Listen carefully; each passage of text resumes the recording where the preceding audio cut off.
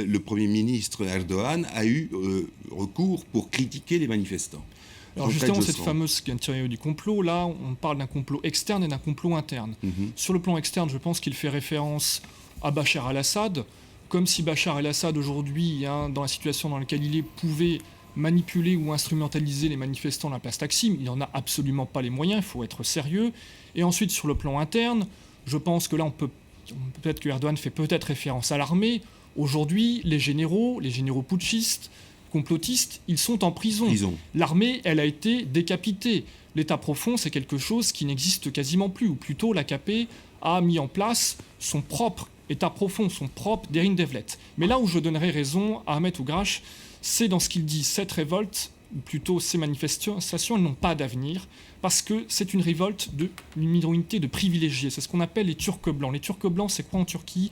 C'est 20 à 30% de la population qui sont laïques et occidentalisés, qui vivent dans les grandes métropoles, à Ankara, à Istanbul, à Izmir, qui font partie des classes moyennes et qui sont complètement déconnectés en fait du pays réel, c'est-à-dire de l'Anatolie profonde et de ces Turcs noirs qui constituent le socle électoral de l'AKP. Et oui, et ça on oublie de le dire. Alors, on va voir justement un exemple de ce que vous dites à travers une famille stambouliote qui est, sans être révolutionnaire, partisan des manifestations et de la contestation. C'est un reportage de notre grand reporter Alexandra Renard. Regardez. À 20 km d'Istanbul, dans ce lotissement cossu, cette jeune famille turque se passionne pour les événements de son pays. Mehmet, le père, scanne les dernières informations sur Internet et dans les journaux. Esra, sa femme, qui ne peut participer pour des raisons médicales aux manifestations, les suit avidement à la télévision. Oui, depuis 10 jours, sans arrêt, jusqu'à 2 heures du matin. C'est une façon d'être avec eux, de suivre ce qui se passe. Et je suis très active sur Facebook. C'est notre plateforme de communication. Le soir, après le travail, Mehmet se joint au mouvement de son peuple. Il le fait pour sa génération, mais aussi pour celle de sa fille. Si les politiques quotidiennes changent un peu le futur du pays, c'est plutôt important pour elle parce que c'est le futur, c'est cette génération qui sera en question. Pour ce couple, et comme pour une majorité de Turcs, plus question de se taire. On était bloqués avec nos émotions, avec nos pensées depuis à peu près 10 ans. Il y avait un souci. Qu'est-ce qui va être l'avenir de la Turquie? Est-ce qu'il va être un Iran? On était trop silencieux, trop séparés. Et maintenant, on est cette unité. À 9h, la maison se vide. Esra, directrice de marketing, part au travail. La grand-mère dépose leur fille à l'école. Et Mehmet file à son entreprise. Une petite entreprise qui vend des prothèses auditives dans toute la Turquie depuis 4 ans. À 9 000 € de salaire par mois, il n'est pas de ceux qui renient en bloc l'attitude du gouvernement. La situation économique du pays n'est pas très mal. On a été bien développé depuis un certain temps. Pour cette année, on a un taux de croissance prévu pour 4%, quand même, ce qui n'est pas mal, quoi. Je pense que c'est un des points que le parti en gouvernement a bien fait depuis qu'ils sont là. Mais on a quand même une certaine habitude de démocratie, de laïcité, de la Constitution, de liberté d'expression. Donc personne ne veut voir ses limites tracées par des autres, notamment le gouvernement. À 42 ans, il a déjà traversé plusieurs des violents soubresauts de son pays. Coup d'État militaire, guérilla ou encore terrorisme. Ce midi, il rejoint son ami Boka, plus jeune, mais tout aussi attaché à l'histoire de son pays. Ils sont élus, d'accord, mais de décider comme un dictateur n'est pas acceptable, disons. C'est pourquoi je proteste, pour des libertés. Tous deux vont aujourd'hui, comme régulièrement, rejoindre les activistes de la place Taksim, avec l'espoir d'un avenir moins autoritaire. Alors justement, Martine Gosselin, Oui. on parlait de moins autoritaire. Oui. On vient de voir le portrait d'une famille Oui. de Turcs blancs, comme le disait Tancred Josserand. Oui. Ce sont peut-être des minoritaires, mais ce sont eux qui font avancer économiquement la Turquie. Oui, mais ce que je voudrais quand même, ce qui me frappe, dans tous les commentaires, depuis le début, de tous ceux qui nous ressassent qu'ils ne sont pas légitimes, ils ne sont pas minoritaires, ce n'est pas la Turquie profonde, c'est que je retrouve de pays en pays exactement les arguments de tous les régimes tyranniques en puissance ou ayant régné par la tyrannie face à une révolte, face à une insurrection. Qu'est-ce que c'est ? Bien sûr, on est dans une démocratie. Est-ce que c'est parce que c'est une démocratie qu'il faut nier l'autre partie du peuple ? Ainsi donc, la démocratie permettrait d'introduire les instruments de la négation de l'autre qui est complètement incarnée par M. Erdogan. M. Ogras, votre correspondant, enfin votre intervenant à Ankara, pratiquait une fois de plus la désinformation en prétendant que parce que précisément j'intervenais pour rappeler les arguments de cette jeunesse insurgée pacifiquement, j'étais renvoyée au coup d'État militaire, je devenais une nostalgique, en tant que journaliste étrangère, une nostalgique des coups d'État du passé et de la force. Mais tout est faux, nous savons, tout est faux, parce qu'il s'agit précisément de discréditer cette insurrection. Et ce qui est extraordinaire, moi, j'ai traité hier matin, sur le site de marianne2.fr, j'ai écrit un petit éditorial très bref, c'était un édito, et où j'ai dit formellement que M. Erdogan était en train de devenir un islamo-stalinien. Alors, je pèse mes mots, pourquoi ? Parce que nous voyons aujourd'hui se déployer le culte de la personnalité. Le fait que nous voyons ces partisans hurler « Nous sommes prêts à mourir pour toi, Erdogan ». Souvenons-nous que dans tout ce qui n'était pas une démocratie, et la Turquie est une démocratie, on hurlait par notre sang, par notre souffle. Dans les pays arabes, nous mourrons pour toi, nous sommes avec toi. Et cette négation de l'autre, je répète, du tempérament de la jeunesse, nous la voyons jaillir de façon insultante. C'est cela, l'autoritarisme négateur de démocratie du démocrate Erdogan. Je peux intervenir parce que... Mais bien sûr, c'est à vous que j'allais poser la question, justement. Est-ce que, avec le reportage que l'on a vu, vous pouvez continuer à dire qu'il s'agit là d'une poignée d'excités ou éventuellement de terroristes ? Non, mais moi je vous pose la question. Je veux dire, samedi, dimanche, je voulais savoir, Martine, comment on va appeler les jeunes qui vont manifester samedi, dimanche, sachant qu'elle appelle ces personnes qui cassent tout à Taksim, des activistes. Et je veux savoir comment on va appeler les personnes samedi, dimanche. Est-ce qu'on va les appeler des islamistes ? Est-ce qu'on va les appeler... Ce double langage, je pense qu'on en a assez. Il faut arrêter de faire de la diffamation. Je dirais... J'aimerais pas que le débat dévie entre vous deux, ce n'est pas la question. Je voulais simplement vous poser la question de savoir si on pouvait continuer à qualifier d'excités, de terroristes les personnes qui sont dans la rue. En Turquie, le vrai visage d'Erdogan, vous-même, vous mettez, je dirais tout de suite, le cadre. C'est quoi le vrai visage d'Erdogan ? Est-ce qu'il a un visage caché ? C'est la question que je vous pose. Erdogan, aujourd'hui, dans son discours, il a répondu à toutes vos questions. Je vous invite à traduire le discours qu'il a fait aujourd'hui. Ça a duré 2 heures. Il a dit tout le monde me critique. Mais regardez, moi, je n'ai pas changé, j'ai toujours été le même. Qui a planté des arbres il y a 10 ans ? 800 000 arbres ont été plantés par mois. Où vous étiez ? Donc c'est pour ça qu'il revient sur le vrai sujet. Le vrai sujet qu'aujourd'hui, la Turquie devient une superpuissance régionale mondiale. Elle veut créer le 3e aéroport, elle veut créer le 3e pont sur le Bosphore, et surtout le grand projet, le canal Istanbul, qui pose problème au niveau international. Revenons sur les vrais sujets. Pourquoi, soi-disant, ces pacifistes demandent à Erdogan d'annuler le 3e aéroport, d'annuler le 3e pont et le projet Canal Istanbul ? Quel rapport avec 3 arbres ? Vous pouvez m'expliquer ça ? Moi, j'ai du mal à comprendre. Alors, on va poser la question. Martine ne veut pas en parler, personne ne va en parler. Alors, on va poser la question à Tancrède Josserand. Les 3 arbres ont cristallisé. On va poser la question à Tancrède Josserand. Ce qu'on peut dire, c'est que ces grands projets d'infrastructure à Istanbul ont été les révélateurs, en fait, d'une lutte urbaine par rapport, justement, à l'appropriation de l'espace urbain.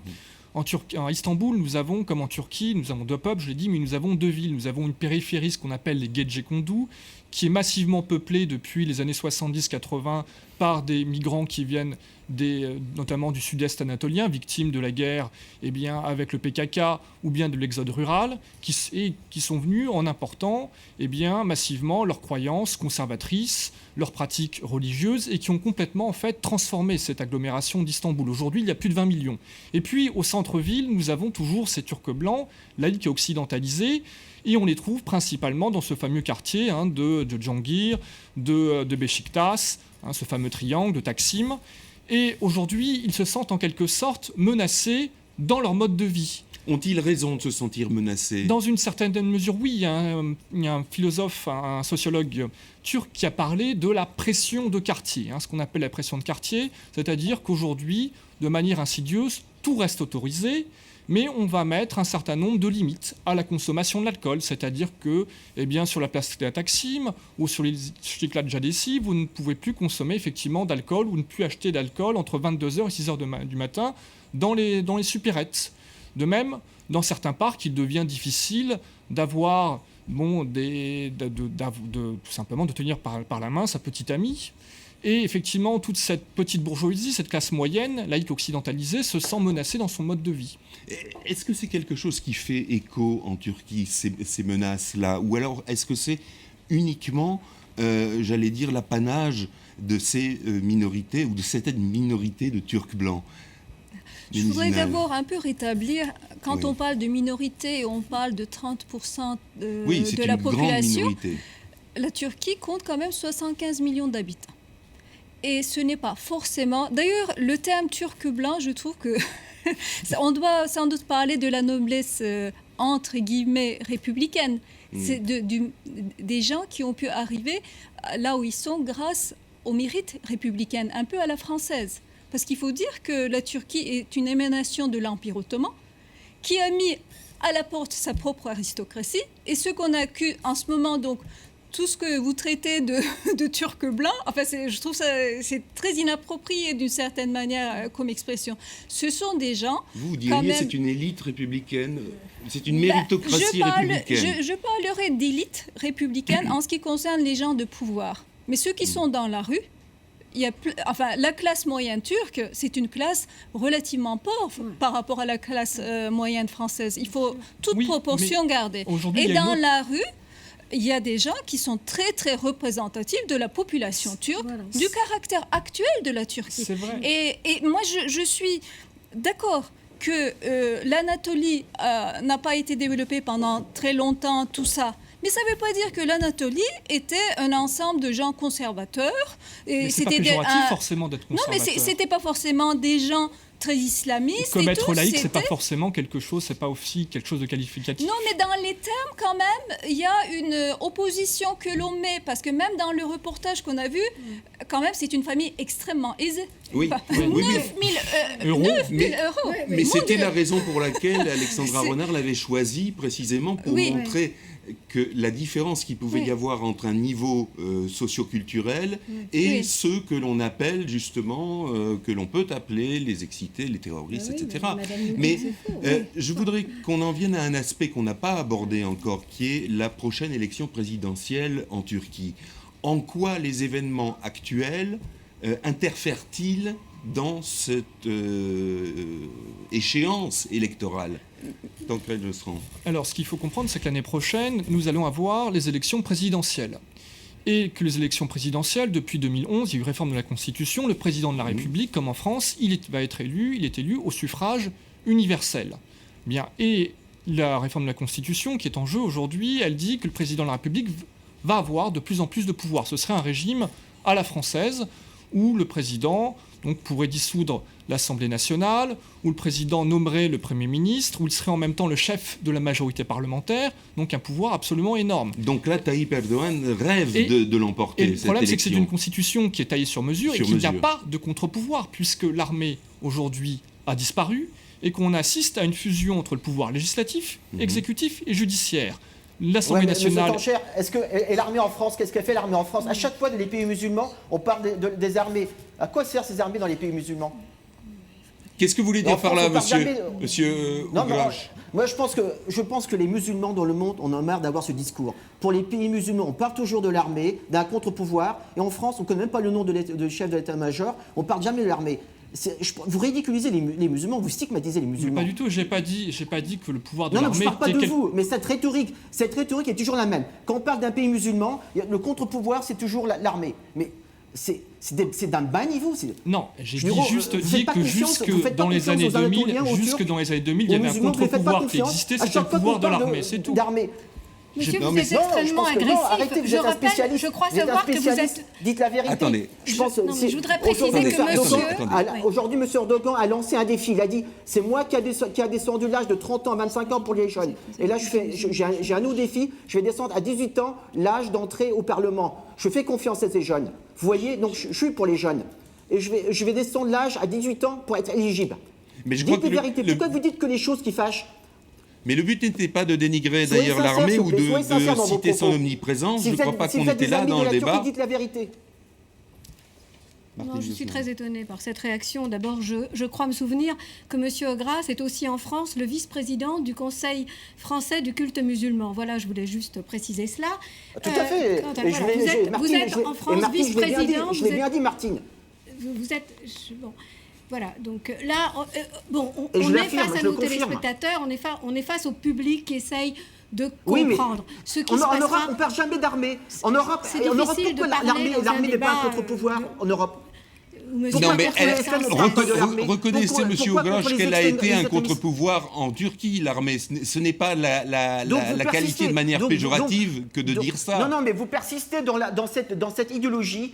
Oui, on a besoin d'avoir un pouvoir militaire contre les Turcs parce qu'ils ne sont pas compétents, ils ne savent pas ce que c'est la démocratie, ils ne méritent pas la démocratie. C'est pas ce qu'a dit notre invité, M. Josserand. C'est absolument non, mais dans ce cas, arrêtez de parler toujours des militaires. On dirait que vous avez une nostalgie des coups d'État. Mais absolument pas. On peut juste évoquer le poids de l'armée en Turquie pour dire qu'elle a disparu, et c'est tout. Après, c'est pas forcément parce qu'on dit que le poids de l'armée a disparu que c'est quelque chose qu'on regrette. Elle est venue. Non, l'armée en Turquie a pris ses fonctions pour combattre les terroristes. Elle est revenue à son travail. C'est l'armée qui était absente pendant 30 ans contre le terrorisme. Parce qu'elle s'occupait que de la politique en Turquie. En même temps aussi, l'armée a un rôle plus profond en Turquie. Il faut bien savoir qu'en 1923, avec Mustafa Kemal, c'est l'armée qui a créé l'État et l'État qui a créé la nation. Laissez-le finir, M. Ogras. Laissez-le finir, s'il vous plaît. S'il vous plaît. Et le général de Gaulle, il était bien... oui, et alors, je ne vois pas le problème pour dire... Parce que pendant que vous parlez, on a des images de la place Taksim qui sont extrêmement violentes. Monsieur Josserand, je vous laisse continuer, mais on garde un œil sur la place Taksim et ce qui se passe en direct. Non, tout ça par contre, je voudrais bien que samedi, dimanche, vous montrer en direct tout ce qui va se passer. Mais nous les montrerons, ne vous inquiétez pas. Mais le même temps que vous avez consacré pendant 2 semaines à montrer un état de la Turquie qui vous a arrangé. Que les petites phrases... Qui n'arrange personne. Je veux que samedi dimanche, vous montrez tout ce qui va se passer en Turquie. J'aimerais que vous laissiez terminer, M. Josserand, dans sa démonstration. Tout ça pour dire que là où je suis d'accord avec M. Ogras, c'est quand on voit dans les manifestants, il n'y a pas effectivement de membres des catégories populaires, c'est-à-dire que ce ne sont pas les vendeurs à la sauvette, ceux qu'on voit à Istanbul généralement cirer des chaussures, tout ce petit peuple, il n'est pas concerné effectivement par les revendications des gens qui manifestent. Et quand on discute avec ces gens-là, on leur demande « mais pourquoi est-ce que vous ne vous sentez pas concerné ?» Ils vous disent « très bien, l'AKP a certainement beaucoup de défauts, c'est vrai, Tayyip parfois il peut prendre un peu dans les caisses de l'État, mais en même temps, depuis 10 ans, l'AKP a fait tellement pour nous. Ils ont partagé avec nous.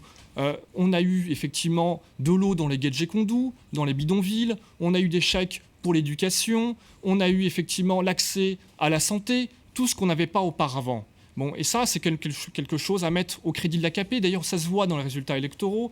34% en 2002, 46% en 2007 et plus de 50% en 2011. Alors, mesdames, messieurs, merci d'avoir été avec nous. On va en rester là en ayant toujours un œil sur ce qui se passe sur la place Taksim, qui a l'air où la tension est encore montée d'un cran par rapport à ce que nous disions tout à l'heure avec notre correspondante. Et l'on va s'intéresser à travers un œil sur les médias avec Karim Yayaoui à évidemment la manière dont tout cela est traité sur les réseaux sociaux, c'est-à-dire quid de l'affaire turque aujourd'hui dans les réseaux sociaux. Alors bonsoir Gauthier, bonsoir à tous. Alors il faut évidemment voir que du côté des médias internationaux, c'est une affaire qui intéresse énormément, notamment la presse internationale. Pour l'Orient le jour, journal libanais, on nous explique que ces images de violences policières ont un effet particulièrement négatif sur Erdogan et que Erdogan a choisi clairement la ligne dure face aux manifestants, même si certains journalistes soulignaient que c'était peut-être pas aussi violent qu'au tout début des manifestations. Alors évidemment, il y a énormément de réactions sur les réseaux sociaux, mais il y a une image en particulier qui a retenu l'attention de beaucoup d'internautes, ce sont ces avocats qui ont été arrêtés. Alors c'est peut-être pas l'image la plus violente, mais c'est peut-être l'image qui a l'effet symbolique le plus fort et qui a provoqué le plus de réactions aujourd'hui. Beaucoup d'internautes expliquaient que finalement Erdogan montrait là son vrai visage en s'attaquant à un symbole, le symbole de la justice, de ces quelques avocats qui avaient décidé de soutenir les manifestants. Et puis sur les réseaux sociaux, Erdogan était souvent présenté comme un grand manipulateur, le manipulateur qui est en train de tirer les ficelles en montrant pas mal de détournements d'images où on voyait Erdogan en train justement de tirer les ficelles d'une police aux ordres. Justement, où est la manipulation ? Parce que dans ces images-là, précisément, c'est déjà du montage. C'est là qu'est la manipulation. Alors quel est l'argument pour dire que c'est Erdogan le manipulateur ? Alors Erdogan, le manipulateur pour les internautes, parce que finalement, c'est lui qui est en train de se mettre dans une position de victimisation, de victime, alors que depuis le début, on s'est aperçu que les manifestants avaient plutôt voulu jouer la carte de l'image pacifique, en quelque sorte, d'un mouvement pacifique, même s'il est protéiforme, même si on s'aperçoit qu'il y avait énormément de tendances au sein de ces manifestants. Leur intérêt, évidemment, c'était de jouer la carte de la manifestation pacifique, mais à partir du moment où on a une violence policière, on a énormément d'images où finalement cette image de mouvement pacifique vole en éclats. Alors difficile de garder cette image. On a aussi certains témoignages qui évoquent la présence de policiers en civil sur les réseaux sociaux qui ont pris la place des manifestants, qui auraient même jeté des cocktails Molotov à la place de ces manifestants pour tenter peut-être d'embraser les plus radicaux d'entre eux. On sait qu'il y a des éléments de l'extrême gauche au sein de ces manifestants. Évidemment, pour Erdogan, ça peut être intéressant. Il y a un autre élément pour Tayyip Erdogan de cette manipulation. C'est sur Twitter, justement, Erdogan qui a très largement critiqué Twitter ces derniers jours en expliquant que c'était le mal absolu, quelque chose de maléfique. Eh bien, il utilise aussi Twitter pour faire passer un certain nombre d'idées, puisqu'on sait que de très nombreux manifestants et de très nombreux Turcs jeunes ou parfois moins jeunes ont utilisé Twitter pour essayer de faire gonfler ce mouvement qui a pris assez rapidement ces dernières semaines. Eh bien, lui-même utilise Twitter pour défendre cette thèse qu'il y a un ennemi à la fois intérieur et extérieur, un espèce de grand Satan qui est en train de tenter de déstabiliser la Turquie, alors que lui n'a fait que de la faire avancer sur le chemin d'une certaine modernité, selon lui, d'un certain progrès. Et d'ailleurs, on s'aperçoit que ce mouvement, on a bien du mal à le définir. Tous ceux qui ont tenté de le définir à travers les médias ont évoqué parfois les indignés, parfois les révolutions arabes, sans jamais réussir à le qualifier clairement, parce que finalement, si les indignés se sont retrouvés dans les rues ou sur les grandes places européennes, c'était pour des raisons sociales, économiques, alors qu'on s'aperçoit que la Turquie a une évolution économique plutôt favorable, donc on ne peut pas vraiment relier ce mouvement aux indignés. D'autres ont même fait référence à mai 68, mais là, c'est beaucoup plus un mouvement sociétal peut-être que social que ces Turcs tentent d'emmener pour faire avancer une Turquie qui a pris des chemins qui ne leur plaisent peut-être pas. Je voudrais qu'on revienne d'un mot sur l'auto-victimisation dont vous avez parlé en ce qui concerne le Premier ministre turc. Quel chemin emprunte-t-elle, cette auto-victimisation ? Alors cette auto-victimisation, pas mal d'analystes expliquent que ce n'est pas la première fois qu'Erdogan l'utilise. Il l'a déjà utilisé par le passé en alimentant des thèses selon lesquelles il y avait un danger extérieur qui menaçait la Turquie. Mais là, quel danger mais cette fois-ci, peut-on mentionner ? Justement, ce danger extérieur, il est relativement flou. Erdogan l'évoque sans jamais vraiment le préciser. Et on s'aperçoit que c'est une technique, si par le passé elle a été efficace, démontre cette fois peut-être une tension, une inquiétude, une crispation. Peut-être que le régime turc se dit que cette fois-ci, c'est peut-être un des plus grands défis qu'il devra affronter depuis que l'AKP est arrivé au pouvoir il y a une dizaine d'années. Merci Karim Miayaoui, merci à vous, mesdames, messieurs. On va jeter un dernier coup d'œil sur ce qui se passe place Taksim à Istanbul, à nouveau pour y voir des canons à eau qui sont brandis sur les manifestants et un regain de tension auquel on a assisté tout au long de cette heure que nous avons passée ensemble. C'est sur ces images que nous allons nous quitter. Merci infiniment de votre attention et restez avec nous pour toute l'information complète et très large sur France 24. Merci.